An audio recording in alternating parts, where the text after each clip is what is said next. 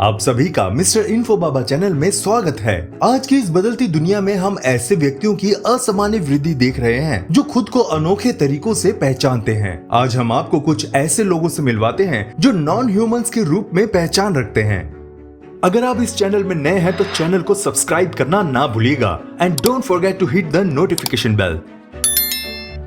Louis Pedron Argentina के एक युवा व्यक्ति हैं जो वास्तविक जीवन में एल्फ बनने के लिए खुद का ट्रांसफॉर्मेशन करवाते हैं। उनके ट्रांसफॉर्मेशन में कान, चेहरे और आंखों का रंग बदलने के लिए 32 सर्जरी शामिल हैं, जिसकी लागत लगभग $75,000 थी। हालांकि शरीर में होने वाले इन बदलावों का उनके स्वास्थ्य पर नेगेटिव इफेक्ट पड़ा है। परिणाम स्वरूप उन्होंने फिलहाल अपने एल्फ व्यक्तित्व से दूर जाने का निर्णय लिया और डेली जिम में 3 घंटे बिताकर स्वस्थ होने और अधिक मांसपेशियों का निर्माण करने पर ध्यान केंद्रित करने लगे। लुइस का कहना है कि अब उनका वजन 20 किलोग्राम बढ़ गया है और उन्हें उम्मीद है कि साल के अंत तक उनका वजन 90 किलोग्राम तक पहुंच जाएगा। लुइस भविष्य में अपने फैंटेसी कैरेक्टर के लुक में लौटने की योजना बना रहे हैं। बचपन से ही वो फैंटेसी और साइंस फिक्शन के प्रशंसक रहे हैं और वह हमेशा फिल्मों और किताबों में पढ़े जाने वाले पौराणिक प्राणियों से आकर्षित रहे हैं। हालांकि इन परिणामों को हासिल करने में उन्हें कई साल लग गए।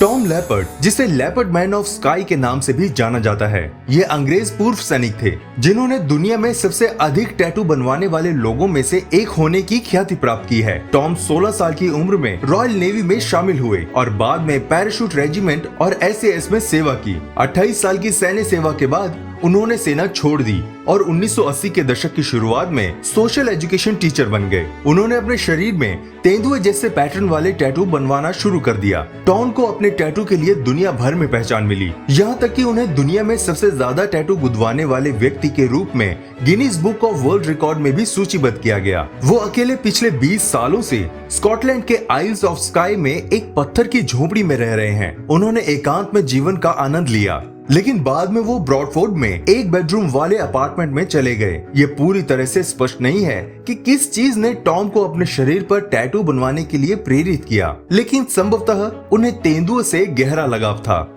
जिसके कारण उन्होंने ऐसा करने का निर्णय लिया। क्या आपने कभी सोचा है कि बचपन में रियल लाइफ में जलपरी बनना कैसा होगा? खैर, ऐसे आप अकेले नहीं हैं। हेड्रन बर्थ जर्मनी के सेक्सोनी में रहने वाली 41 साल की महिला है, जिनका दावा है कि उनका जन्म गलत शरीर में हुआ और वो असल में एक जल परी हैं। वो लिटिल मरमेड के किरदार के एरियल की दीवानी हैं और अपने खाली समय में झीलों में तैरना पसंद करती हैं। वो अपनी कस्टम मेड एरियल ड्रेस पहनकर समुद्र तटों पर समय बिताती हैं। हालांकि सुरक्षा कारणों की वजह से वो सार्वजनिक पूल में टेल पहनकर स्विम नहीं कर सकती। उनका सपना है कि समुद्र के किनारे उनका एक घर हो जिसमें एक बहुत बड़ा स्विमिंग पूल हो, जहां वो जल परी के रूप में रह सकें। उनका परिवार उनके इस दोहरे जीवन का समर्थन करता है।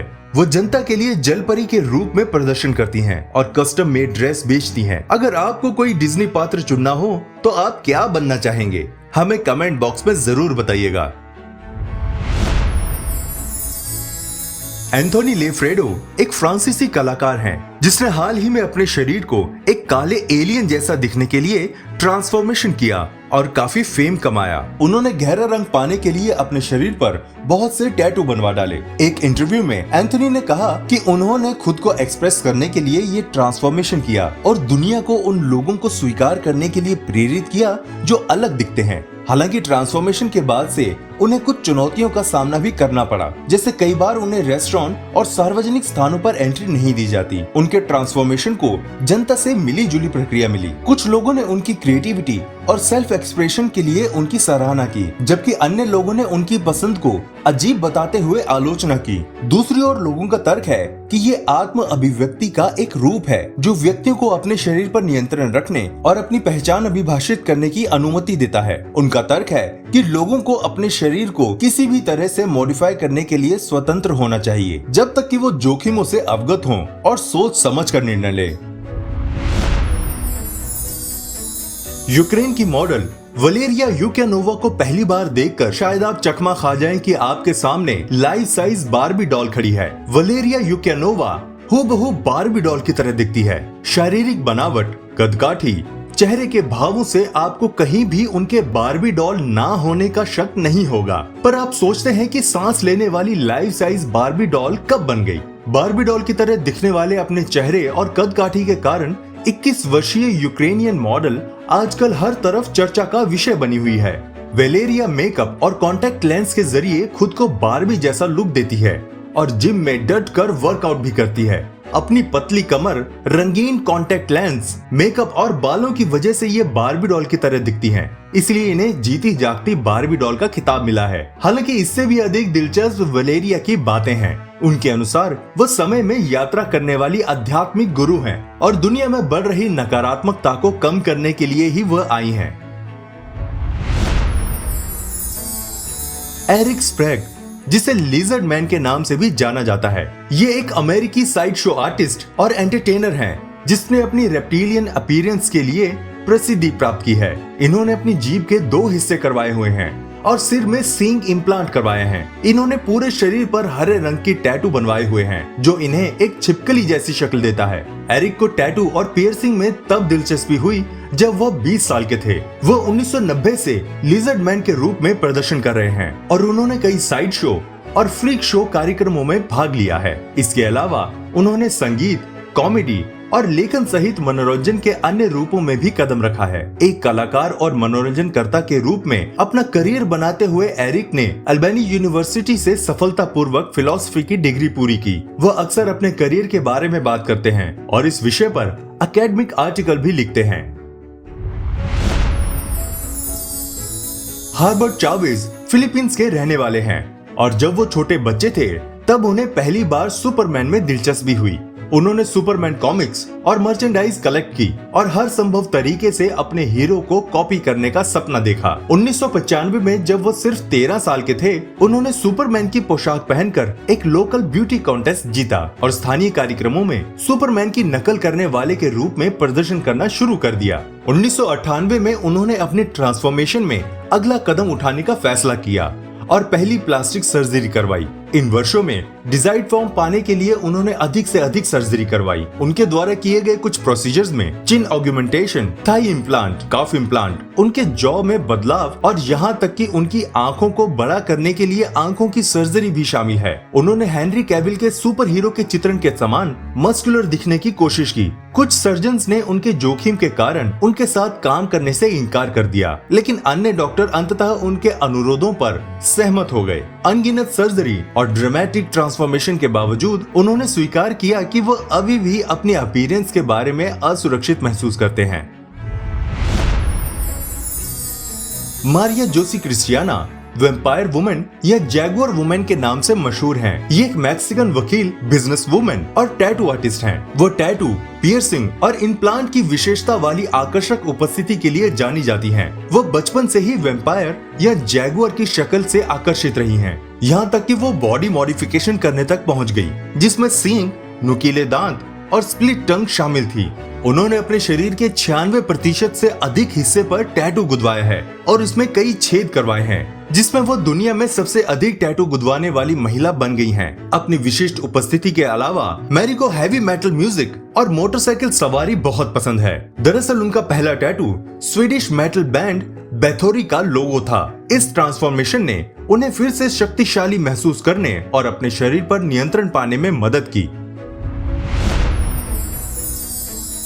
मिलिए अनास्तासिया से, जिसे एनिमे गर्ल के नाम से भी जाना जाता है। ये एक यूक्रेनी मेकअप आर्टिस्ट और इंटरनेट पर्सनैलिटी हैं, जो अपनी आकर्षक एनिमे अपीयरेंस के लिए जानी जाती हैं। उन्होंने 2010 की शुरुआत में अपने लुक के लिए बहुत ध्यान आकर्षित किया, जो जापानी एनिमे पात्रों से मिलता जुलता है। अनास्तासिया कथित तौर पर अपनी अपीयरेंस को निखारने के लिए कॉस्मेटिक प्रोसीजर से गुजरी, लेकिन एनिमे चरित्र में ट्रांसफॉर्मेशन को पूरा करने के लिए उसने कलर्ड कॉन्टैक्ट लेंस और ब्राइटली कलर्ड विग का भी इस्तेमाल किया। वो कहती हैं कि किशोरावस्था में एनिमे और मांगा की खोज के बाद उन्हें एक मेकअप आर्टिस्ट के रूप में पहचान मिली और वो अपनी शैली को कला का एक रूप मानती हैं। बड़ी होने पर स्कूल में उनकी अपीयरेंस के कारण कथित तौर पर उसे धमकाया गया और परेशान किया गया। हालांकि उसके बाद इंस्टाग्राम पर 2 लाख से अधिक फॉलोअर्स के साथ सोशल मीडिया पर उनकी बड़ी संख्या में फॉलोअर्स हो गए हैं। वह जापानी और यूक्रेनी टेलीविजन शो में भी दिखाई दी हैं और अपने ऑनलाइन स्टोर के माध्यम से मेकअप प्रोडक्ट्स और एक्सेसरीज बेचती हैं। हालांकि कुछ लोगों को उनकी शैली और रंग रूप एक्सट्रीम लग रहे हैं, लेकिन उन्हें अपने ट्रांसफॉर्मेशन से आत्मविश्वास और पहचान भी मिली है। अब तक हमने लोगों को छिपकली, एलियन और गुड़िया के रूप में पहचान करते देखा है, लेकिन आप ईवा जैसे किसी व्यक्ति से कभी नहीं मिले होंगे। मेरिसा, जिनका जन्म रिचर्ड हर्नांडिस के रूप में हुआ, इन्होंने जेंडरलेस ड्रैगन में अपने ट्रांसफॉर्मेशन का निर्णय लेने से पहले बैंकर के रूप में भी काम किया। इसमें इनके ट्रांसफॉर्मेशन को एक आध्यात्मिक यात्रा और अपनी शर्तों पर जीने का एक तरीका बताया। कानूनी रूप से अपना नाम बदलने के अलावा वो खुद को एक रेप्टिलियन मानती थी, एक अवधारणा जो आध्यात्मिकता और विज्ञान कथा के तत्वों को शामिल करती है। बॉडी मॉडिफिकेशन में चेहरे पर टैटू, एक विभाजित जीभ और माथे पर सींग इम्प्लांट शामिल हैं। ईवा को अपने परिवार, विशेषकर अपने बेटे से अस्वीकृति का सामना करना पड़ा। 2023 में न्यूयॉर्क पोस्ट के साथ एक इंटरव्यू में उन्होंने खुलासा किया कि उनके बेटे ने उनके ट्रांसफॉर्मेशन शुरू करने के बाद से 7 वर्षों में कभी भी बात नहीं की है। क्रिस्टियाना रे रूस की एक युवा महिला हैं, जो कार्टून चरित्र जेसिका रैबिट जैसे दिखने के जुनून के लिए जानी जाती हैं। 2011 में क्रिस्टियाना ने किरदार जैसा दिखने की कोशिश में अपने होठों को सामान्य से बड़ा बनाने के लिए $5000 से अधिक खर्च किए। हालांकि जेसिका रैबिट की तरह दिखने की इनकी खोज उम्मीद के मुताबिक नहीं रही। अंततः वह दुनिया में सबसे बड़े होठों वाली महिलाओं में से एक के रूप में जानी जाने लगी। क्रिस्टियाना का एक किरदार के प्रति जुनून तब शुरू हुआ जब वो टीनेजर थी। नकारात्मक ध्यान मिलने के बावजूद उन्होंने कहा कि वो बहुत अच्छा महसूस करती हैं। खैर, दुनिया के सबसे बड़े होठ होने का खिताब फिलहाल बल्गेरियाई महिला एंड्रिया इवानोवा के पास है, जो 20 से अधिक होठों में इंजेक्शंस लगवा चुकी हैं। डेनिस रोवनर, जिन्हें स्टॉकिंग कैट के नाम से भी जाना जाता है, ये एक अमेरिकी व्यक्ति थे जिसने बाघ जैसा दिखने के प्रयास में अपने शरीर में व्यापक मॉडिफिकेशन करवाए थे। उनका जन्म 27 अगस्त 1958 को फ्लिंट, मिशिगन में हुआ था और वे संयुक्त राज्य अमेरिका में स्टर्न्स बे, मिशिगन में पले बड़े। जब वो वयस्क हुए तो वह नौसेना में शामिल हो गए, लेकिन सैन डिएगो में कंप्यूटर प्रोग्रामर और टेक्नीशियन के रूप में काम करने के लिए 1981 के आसपास अपना नौसैनिक पद छोड़ दिया। डेनिस ने बाघ जैसा दिखने के लिए अपने चेहरे पर टैटू बनवाना शुरू किया। उन्हें कम से कम 14 सर्जिकल प्रक्रियाओं से गुजरना पड़ा और उन्होंने अपने साथ एक मैकेनिकल टेल भी अटैच करवाई, जिसे वह अपनी मांसपेशियों से नियंत्रित कर सकते थे। अपने प्रयासों के लिए उन्होंने एक जानवर जैसा परमानेंट ट्रांसफॉर्मेशन करने का विश्व रिकॉर्ड अपने नाम किया। डेनिस नियमित रूप से रिप्लीज बिलीव इट और नॉट अराउंड द वर्ल्ड के कार्यक्रमों में दिखाई देते थे और कई टीवी शोज में भी जाते थे। ऐसा नहीं था कि उनकी शक्ल ही बाघ जैसी थी, उनका व्यवहार भी वैसा ही था। विभिन्न कहानियों के अनुसार उन्हें असली बाघ की तरह पेड़ों पर चढ़ने में मजा आता था, लेकिन उन्होंने विशेष रूप से बाघों को ही क्यों चुना, ये तो हम नहीं जानते। दुर्भाग्य से 5 नवंबर 2012 को 54 साल की उम्र में उनका निधन हो गया था। खैर, आप किस तरह से अपनी पहचान बनाते हैं, हमें कमेंट बॉक्स में बताइएगा और अगर आपको वीडियो पसंद आए तो इसे लाइक भी जरूर कर देना। इसी तरह की इंटरेस्टिंग वीडियोस के लिए हमारे चैनल पर विजिट करें। मिलते हैं आपसे अगले वीडियो में, तब तक प्लीज अपना ध्यान रखिएगा।